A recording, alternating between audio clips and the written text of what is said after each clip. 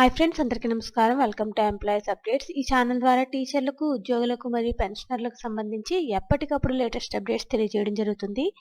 So friends, ఈ video కనుక మీకు నచ్చినట్లయితే లైక్ చేయండి, షేర్ చేయండి. అలాగే మన ఛానల్ సబ్స్క్రైబ్ చేసుకోండి. రిటైర్డ్ ఆర్టీసీ ఉద్యోగులకు ఏపీ ప్రభుత్వం శుభవార్త.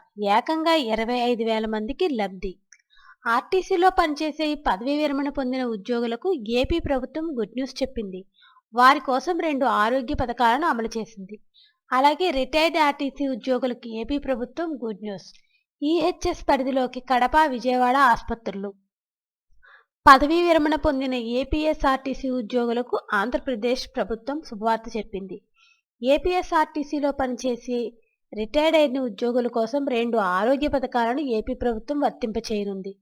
జనవరి 1, 2020 నాటికి రిటైర్ అయిన వారికి రిటైర్డ్ ఉద్యోగుల మెడికల్ స్కీమ్ను అమలు చేయాలని ఏపీ ప్రభుత్వం నిర్ణయించింది.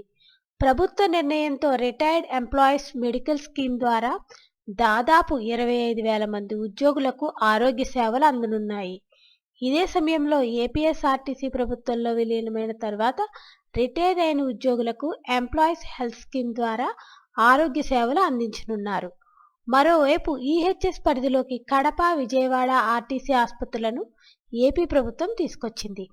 మరోవైపు ఏపీ ప్రభుత్వం తీసుకున్న నిర్ణయం పట్ల ఆర్టీసీ ఉద్యోగులు హర్షం వ్యక్తం చేస్తున్నారు. ప్రభుత్వ నిర్ణయంతో విలీనానికి ముందు రిటైర్డ్ అయిన సుమారు 25,000 మందికి ఉపయోగం ఉంటుందని అధికారులు చెబుతున్నారు. ఇక ఎంప్లాయీస్ హెల్త్ స్కీమ్ పరిధిలోకి కడప, విజయవాడ ఆసుపత్రులను కూడా చేర్చడంతో ఆ ప్రాంతంలోని రిటైర్డ్ ఉద్యోగులకు ప్రయోజనాలు కలుగుతాయని చెప్తున్నారు. అలాగే మరోవైపు ఏపీఎస్ఆర్టీసీ బస్సులు రంగులు మారుతున్నాయి. దూర ప్రాంతాలకు వెళ్లే APSRTC super luxury, ultra deluxe బస్సుల రంగులు మారుతున్నాయి. గతంలో సూపర్ లగ్జరీ బస్సుకు పసుపు, తెలుపు, ఎరుపు రంగులు ఉండేవి. ప్రస్తుతం వాటి స్థానంలో నీలం, లేత ఊదా, లేత నీలి రంగులు వస్తున్నాయి. అల్ట్రా డీలక్స్ బస్సులు గతంలో ఊదా, నీలం, తెలుపు రంగుల్లో ఉండగా ఇప్పుడు తెలుపు, నీలం, ఆరెంజ్ రంగుల్లోకి మార్చారు. విజయవాడ విద్యాధరపురంలోని ఆర్టీసీ వర్క్షాప్ పక్కన ఉన్న ఖాళీ స్థలంలో 30 కొత్త బస్సులను సిద్ధం చేశారు.